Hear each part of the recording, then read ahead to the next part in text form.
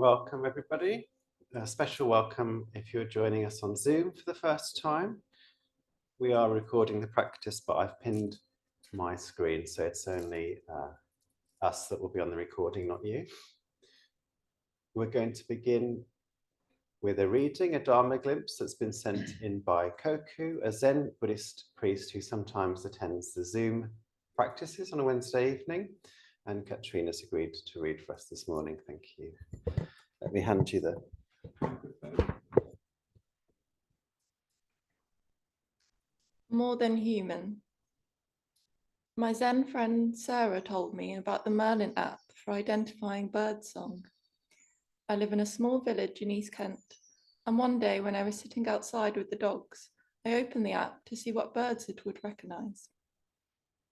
The most interesting thing for me is that the app identifies birds that I may not be able to see, and that afternoon it heard songs from goldfinches, kestrels, and long-tailed tits, none of which I can recall seeing in the area before. A week earlier, it identified the call of a little owl. Buddhism largely deals with the human condition of suffering, as it was taught by the Buddha in his Dharma. And this is practiced in Sangha of human beings. However, One Earth Sangha is a Buddhist community I often practice with that focuses on the intersection of environmental issues and Buddhist practice. And there, it is emphasized that the Sangha is larger than we often think and include other species, which they term more than human beings. The more than human may be considered to include animals, plants, fungi, and other microorganisms, but also rivers, mountains, rocks, and the air. Dogen, the founder of Soto Zen Buddhism in Japan, reminds us that the land, grasses, and trees, fences and walls, tiles and pebbles, all things in the Dharma realm of the 10 directions, perform the work of the Buddhas.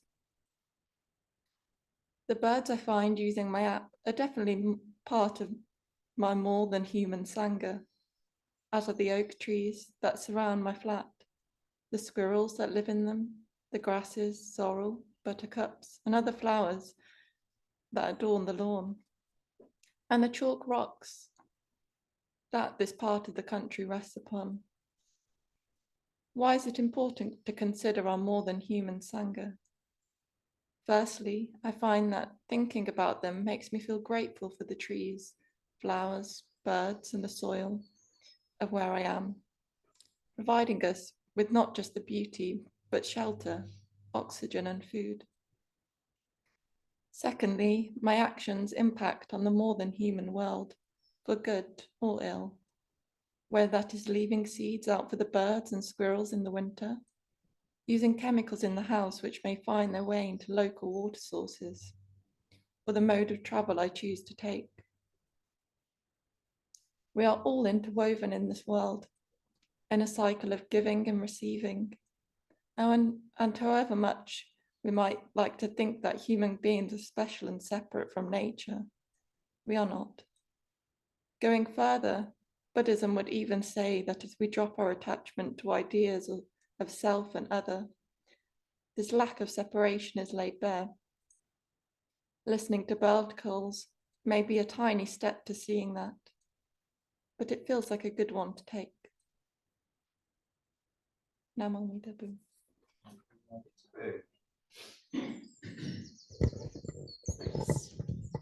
Thank you, Katrina. Thank you, Kokuu. So we go into a period of meditation. If you're in the shrine room, you can listen to the bird song. You may not be able to identify it, but there's definitely some outside the window. So we'll sit quietly together, just noticing what we notice, stepping back into the position of the witness, not making judgments, not telling stories. And if we do those things, also noticing those things.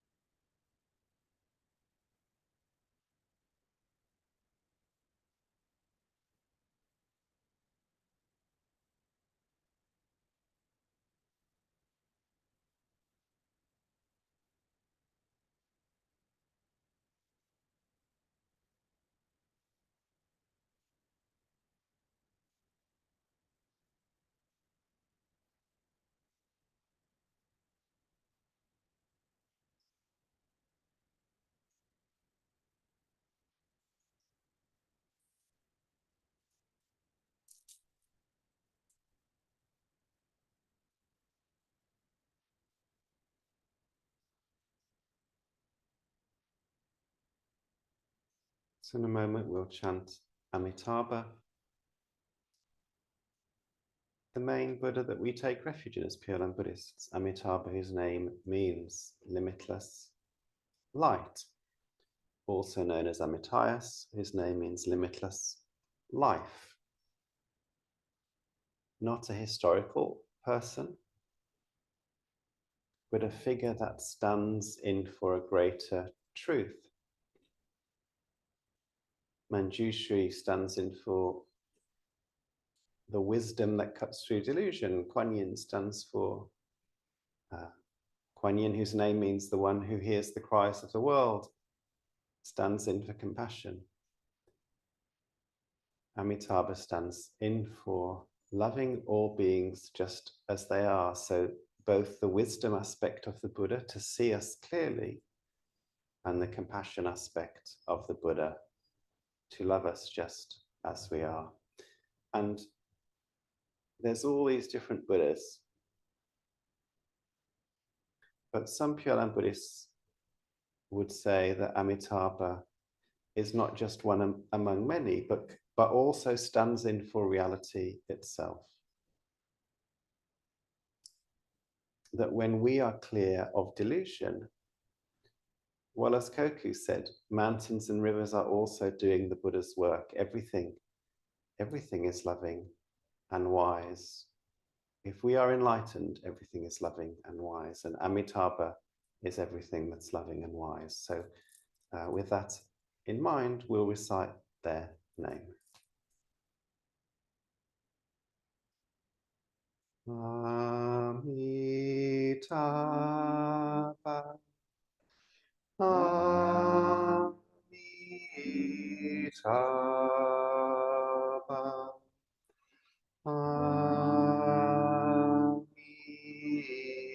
Amitabha, Amitabha, Amitabha, Amitabha,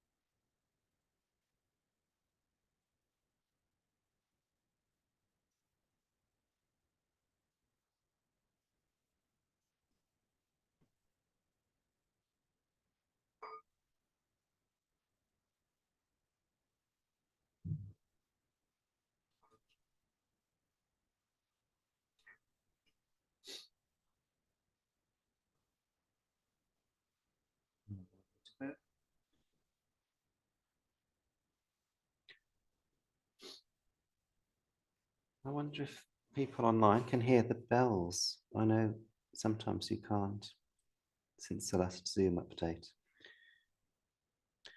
So we're going to go into reciting the refuges and precepts and bodhisattva vows. The refuges and precepts, I'll ask you to repeat after me. The bodhisattva vows are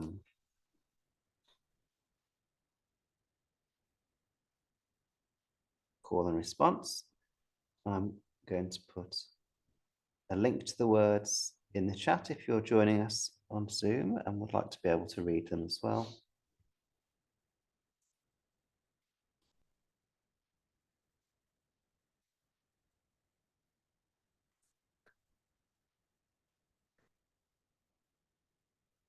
So please repeat after me.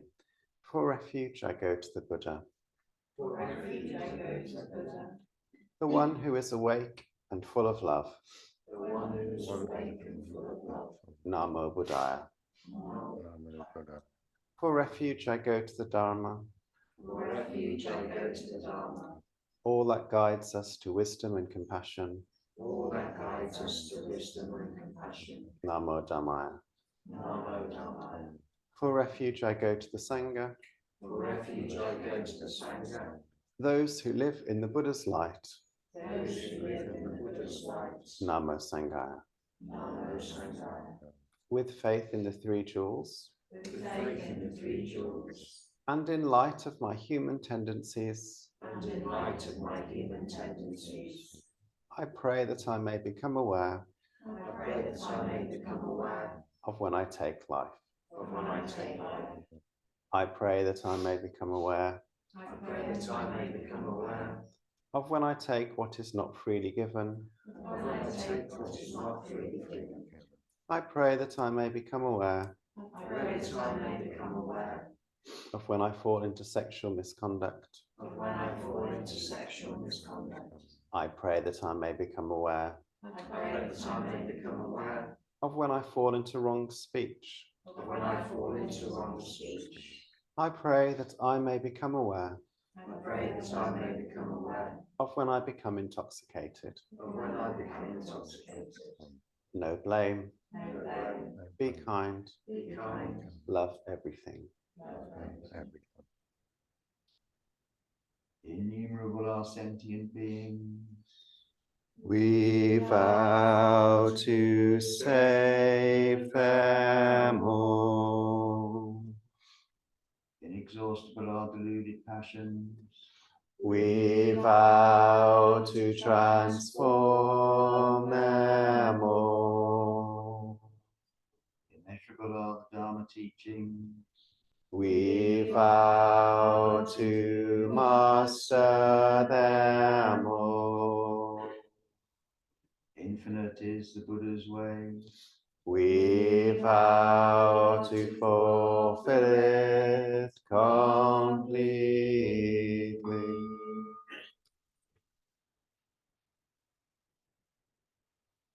Namo Taboo.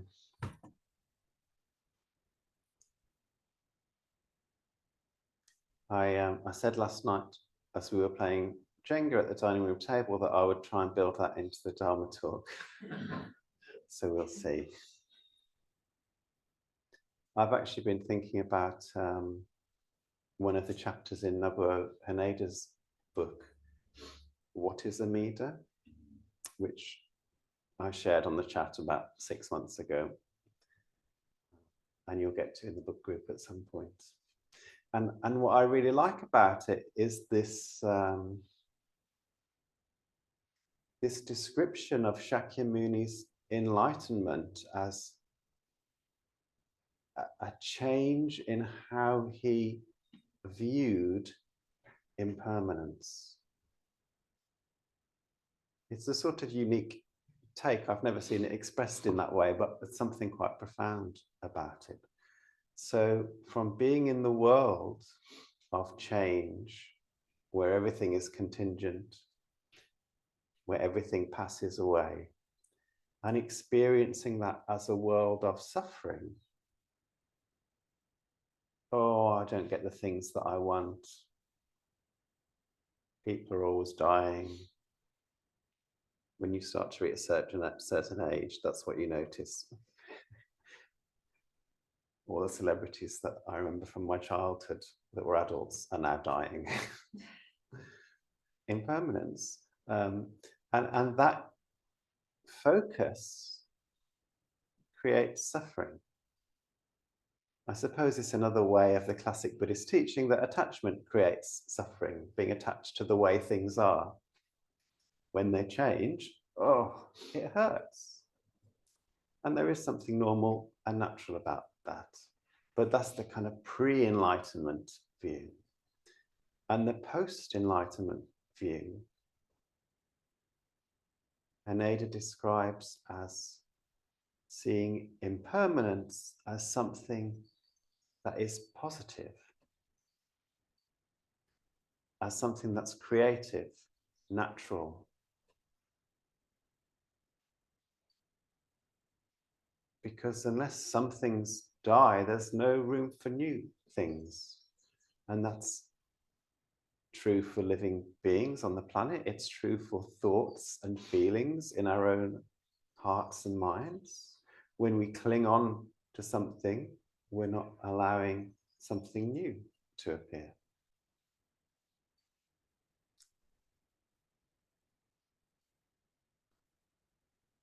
If the Jenga tower doesn't fall down, you can't make it back up again.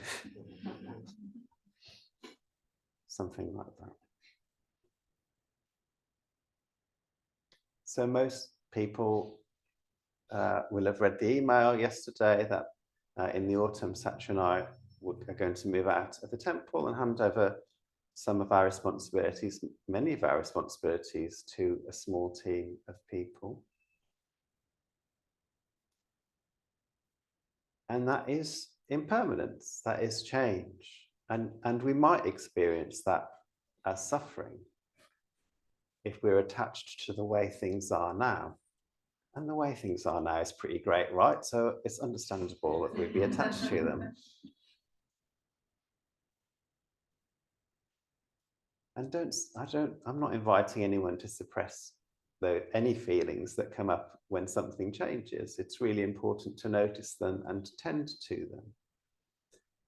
But to be aware that they can obscure the possibility of something new appearing, and to practice releasing and letting go, and knowing that we're supported by the Buddhas and Bodhisattvas in that releasing and letting go, to allow for something new and spontaneous and creative, and who knows exactly what.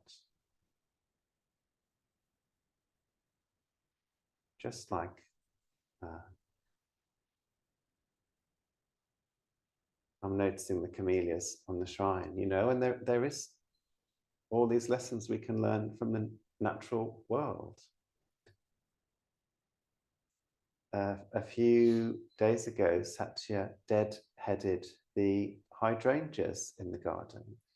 And while those old dead flowers are on, there's no room for the new ones to grow. And this is also impermanence.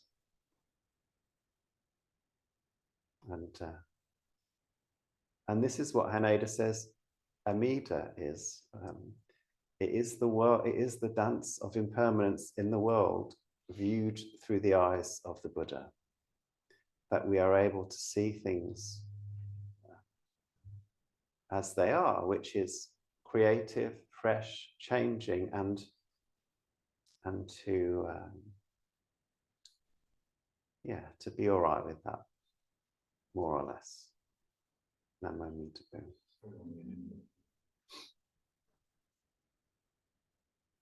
So in a moment, we're going to stand and make prostrations. You won't be able to see that very clearly if you're joining on Zoom, but we're going to do 3 bows to the ground as we recite Namo Amida Bu. I take refuge in Amida Buddha, so feel free to bow 3 times to the Buddha on your screen or a Buddha in your own space as we do that practice here in the shrine room. Namo Amida Bu.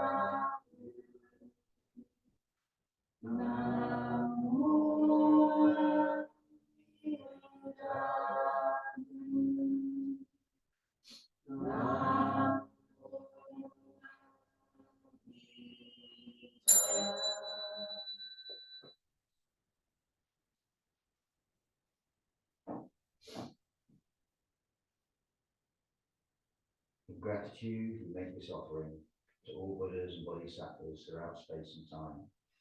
They be as fragrant as earth herself, reflecting our careful efforts, our wholehearted mindfulness, and the fruit of understanding through enlightenment. May we and all beings be companions of Buddhas and Bodhisattvas. May we awaken from forgetfulness and realize our true home.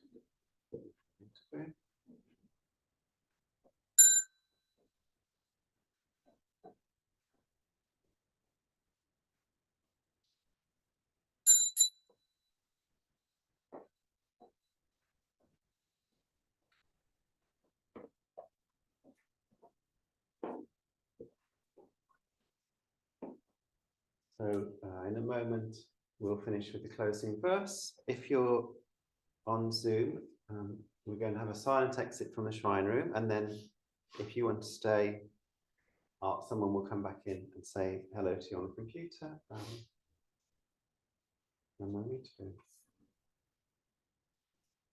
Blessed by Amitabha's light, may we care for all living things and the holy earth. Namo Mitabu.